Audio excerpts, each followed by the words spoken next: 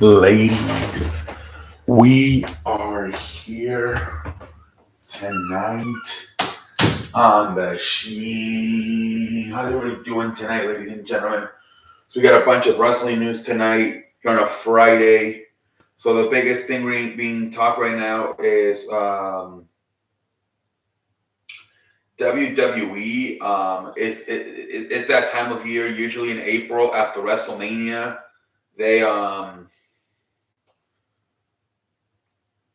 They release a lot of people. A lot of it's because they try to make room with people that are not using in the main roster anymore. They try to make room for the to bring up the new NXT people. Trying to look for the article here. Hold on. So here we go. Yeah, so that's something they kind of do every year in April after WrestleMania. They release the people that are like jobbers and not really used anymore. So they have room to bring in the new people from NXT, the calls up. But this year they're saying that fans might not even notice because it's going to be stuff from behind the scenes. So here's the article, and then maybe if it doesn't cover enough, I'll get more into information. I heard there's going to be cutbacks to WrestleMania, but not in ways that fans would notice. Less personnel will be brought in, and some foreign language announcers will be announcing from home. The idea is to increase the profit margin of the show and getting the company sale ready.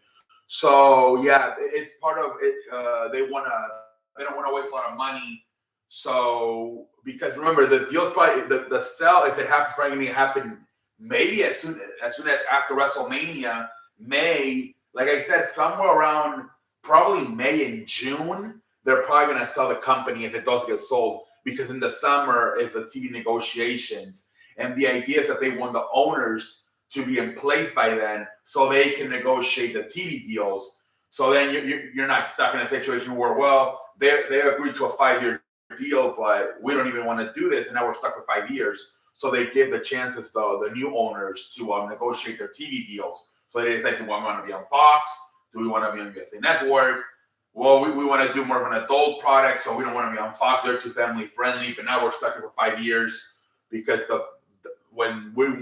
before we bought it, they already committed to Fox for 5 years. So that's why they have to they want to get the sale done before the summer when the TV negotiations start, so then they can do their own negotiations to whatever they want to do with the product, whether they want to keep it PG, maybe go up to maybe TV 14, whatever. So yeah, said all the announcers you see, like the Mexican announcer, whatever you see, the England announcer, the Italian announcer, the Japanese announcer, those guys usually go to the show.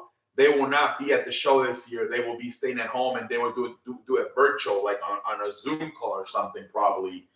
So they're not going to bring all those people. So then more people that they usually bring to the show, they say they're going to cut back on events.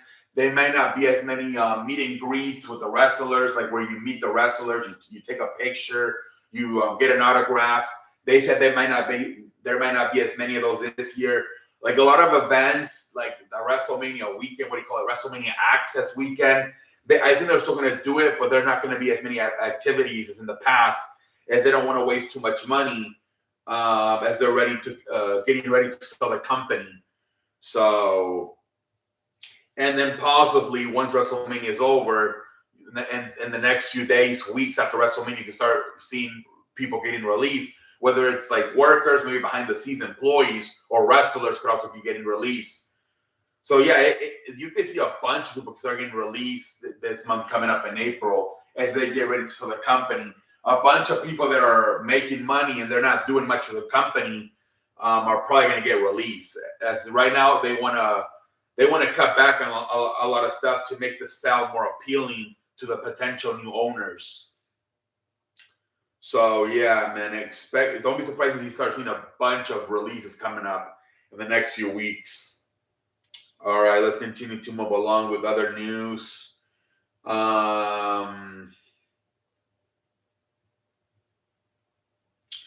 So Tony Khan making announcements. Hold on. Coughing here tonight on a Friday. So let's see here. Let's scroll down. We'll get to Tony Khan here in a little bit. Hold on. Let's see here. So they're saying that they might add more matches to WrestleMania card. They're saying, I'm told 2 additional matches are coming to WrestleMania card. Both man and women's fatal 4-way tag team matches. Man's lineup is currently scheduled as the Street Profits versus the Alpha Academy versus the Viking Raiders versus Braun Strowman and Ricochet. So I'm assuming this fatal 4-way match is going to be to determine the new #1 contender for the tag team titles. That's what I'm assuming this fatal 4-way match is for. Okay. And then this WWE had open talks with Condor prior to AEW announcing him for the Face of the Revolution ladder match about potentially doing a tryout. They contacted him again right after he was announced for appearing in the ladder match, and again right after. So this is that luchador that did the whole move where he walked across the entire rope and then jumped onto everybody. Remember in that ladder match from a few weeks ago? And then the winner, it was Hobbs, and he ended up getting a match, obviously, versus Wardlow, and he beat him. So that WWE apparently is also interested in him. He is not signed to AEW yet, so we'll see what happens. They are believed to be 2 more names to be announced for the 2023 Hall of Fame. So yeah, obviously they announced a great Muda and Rey Mysterio. Now they're saying the next one could be Stacy Kleeper. They're saying she could be the next one. So we'll see what happens, man. They got to hurry up with these now, man. We're like 2 weeks away. They got to hurry up. Mercedes Moné update. As of right now, Mercedes Moné has no dates left with New Japan after the April 23 show at Stardust or Stardom. So she could be moving on to maybe Impact or AEW. We'll see. Let's see here. And then Tony Khan making some announcements. Let's see what's going on with Tony. This Wednesday, March 22, Independence.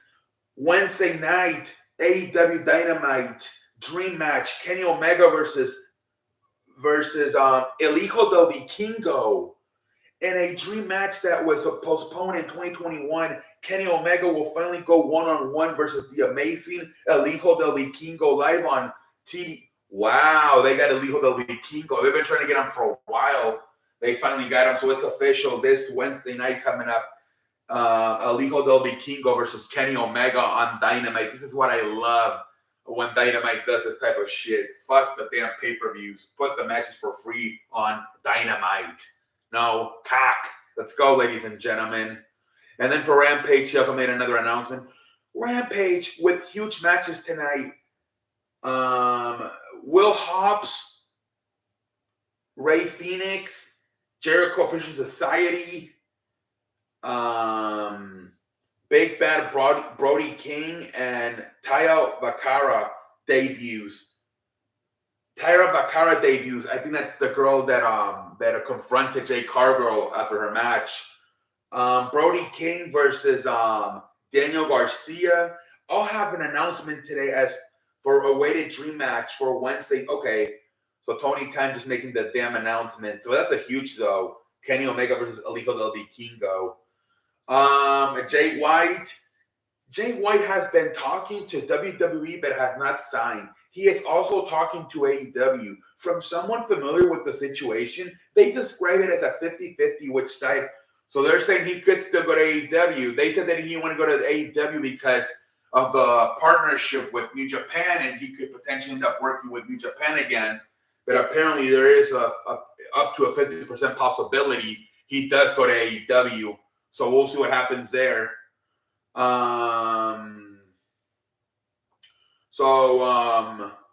Stu Grayson signed with with AEW. He was already there, and now he resigned.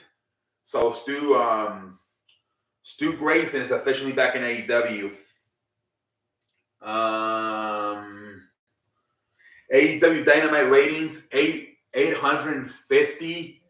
So not still can't get it. Not even 900,000. Can't get 1 million. They're very good shows, man. They're really good shows, man. I don't know. It seems like it's been like this ever since CM Punk left the company. They seem to fall about 200,000 short of 1 million every week. It seems like. Oh well. Let's see here, ladies and gentlemen. Let's continue to move forward. All right, here, ladies and gentlemen, here tonight on a Friday.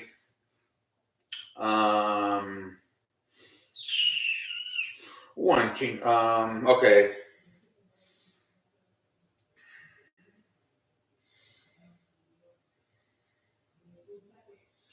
Oh my Lord, ladies and gentlemen. Let's see here tonight on a.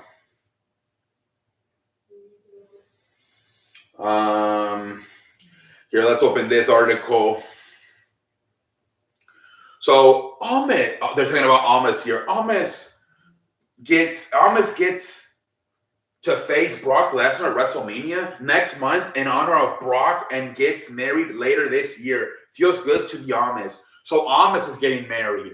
Congratulations to Ahmed, man. So having a big month in April, WrestleMania versus Brock Lesnar, and then gets married. Hold on, let me sit down, ladies and gentlemen.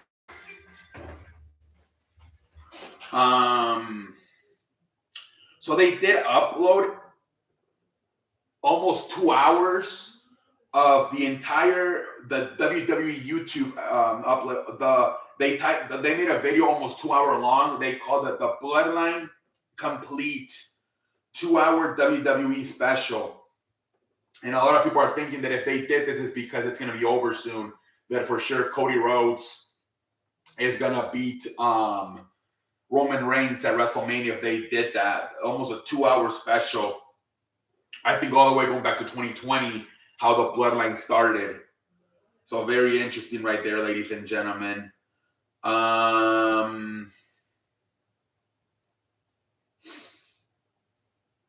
Let's see here.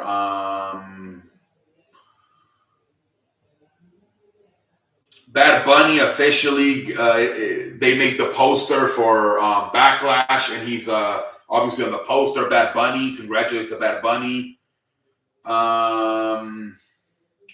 So Bad Bunny on the damn poster for Puerto Rico for Backlash.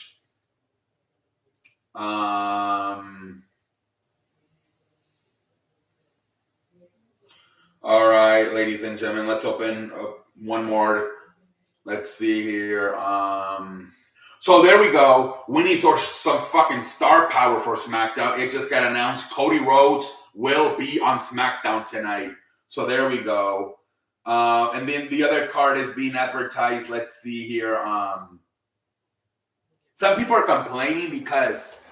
So I don't know what to do because obviously they confirm Seth Rollins and Logan Paul for night one. And then Bianca Belair and Asuka is also for night one. And then they're saying that Roman Reigns and Cody Rhodes and Charlotte and Rhea Ripley are both on night two. But now they're saying that no, that Rhea Ripley and Charlotte will be on night one. And also it might be the main event. And a lot of people are pissed off that that's going to be the main event. There's not enough story there. That the main event should be Kevin Owens, Sami Zayn versus the Usos. But they're saying it's because apparently they want to make it fair and have the woman main event one night and then have the main event night two. But a lot of people are complaining. They're saying that storyline is not good enough between Rhea, Ripley, and Charlotte to be the main event of night one. But also, like I said, there's another article saying that it's going to be night two and that Bianca Belair and Asuka is the match for night one. So a lot of different information coming out, but a lot of people on Twitter today are pissed off about the idea of Rhea Ripley and Charlotte being the main event for night one. They say they just don't deserve that at all. That it should be Sami Zayn and the Usos. So we'll see what happens. And then more stuff for SmackDown. Cody Rhodes is going to be there. More stuff. Sami Zayn to confront Jey Uso. So maybe Cody Rhodes gets involved in there. Drew versus Sheamus. Winner faces Gunther.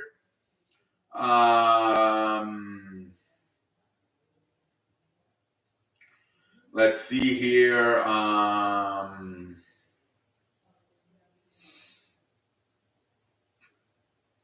Let's see here. I think we got one more article to open, and then we are done, ladies and gentlemen, here tonight on a Friday. Let's close this puppy out, ladies and gentlemen. Let's close it out. Let's close it out.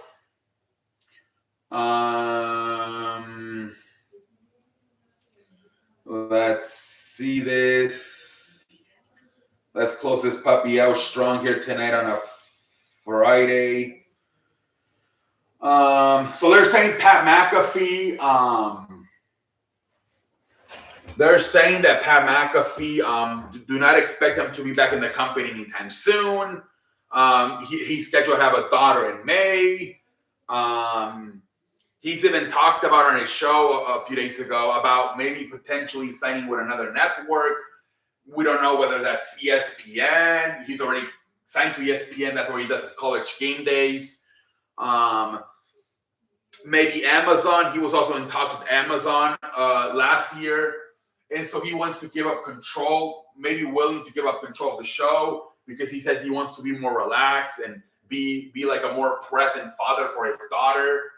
The interesting part is that the Pat McAfee show is very adult language, you know, and that if you would get on like a place like ESPN, the cursing might go away. But he also said we will still be here on YouTube. So maybe they're looking at a possibility of joining maybe either Prime, Amazon Prime, or maybe ESPN or something like that, and maybe having like censored, obviously, on those, and then maybe having like an uncensored version on YouTube. Who knows? But I think there's still a possibility he could be at WrestleMania because he did Royal Rumble. His daughter's not expected to be born until May. Obviously, that's a month before WrestleMania. That's a month after WrestleMania. So I think it's still possible he at least shows up for WrestleMania. But yeah, I think he's done as a full-timer. I think even Wade Barrett said in an interview, I am permanently the SmackDown announcer. So yeah, it looks like McAfee, at least when it comes to SmackDown and being a full-time guy, is done. Maybe he'll be at WrestleMania just like he was on Royal Rumble. Maybe even in August he does SummerSlam. But he's pretty much gonna be probably like a part-time commentator, if that. I think he's too busy. He wants to focus on his wife and his daughter, his show. Like I said, he said he's even willing to give up some creative power on his show to take some off his plate. Obviously, he might still do the college game day thing. He travels like crazy. Those 4 or 5 months. So yeah, don't expect Pat McAfee, at least a full-time of Pat McAfee on SmackDown anytime soon. Roxana Perez, so they're saying that a few weeks ago when she fainted after her match and got taken in an ambulance, they're saying that was a storyline, that apparently there is some health problem with her. They don't want to say it yet, but they said it's not as dramatic as her fainting after the match, but they're saying there's for sure something there. And that's why she's going to relinquish the title because apparently there is something there. Maybe that she's like an injury, like a shoulder injury. Who knows? And they're trying to cover up. But they said, yeah, even though the fainting thing was a storyline, there is some type of problem going on that's not going to allow her to continue being NXT Women's Champion. So whatever Roxana Perez is going through, we wish her a speedy recovery. I talked about this yesterday that Triple H is planning to turn Butch back into Pete Dunne sometime after WrestleMania. Batista, I think I talked about this yesterday too. They want to put him in the Hall of Fame, but they can't because he's filming a movie in Africa right now, and there's just no way for him to come here.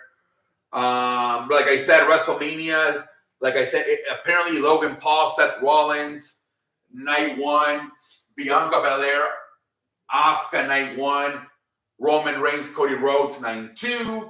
And according to this article, it says Charlotte, Rhea Ripley 9-2 as well. Although now another one came out that's saying not only do they want to put it on night one, but they also want to have it be the main event, Rhea Ripley versus Charlotte.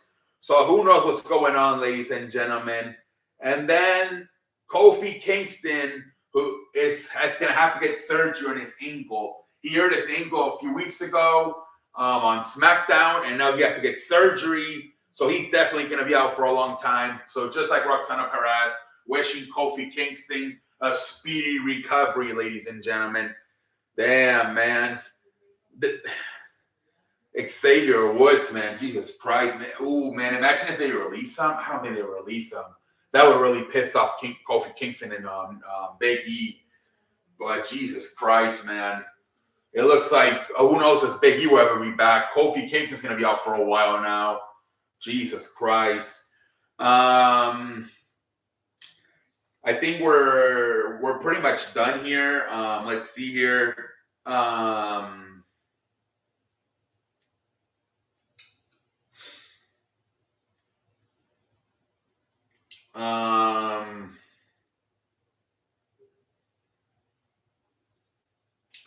All right, ladies and gentlemen. Yeah, we're done.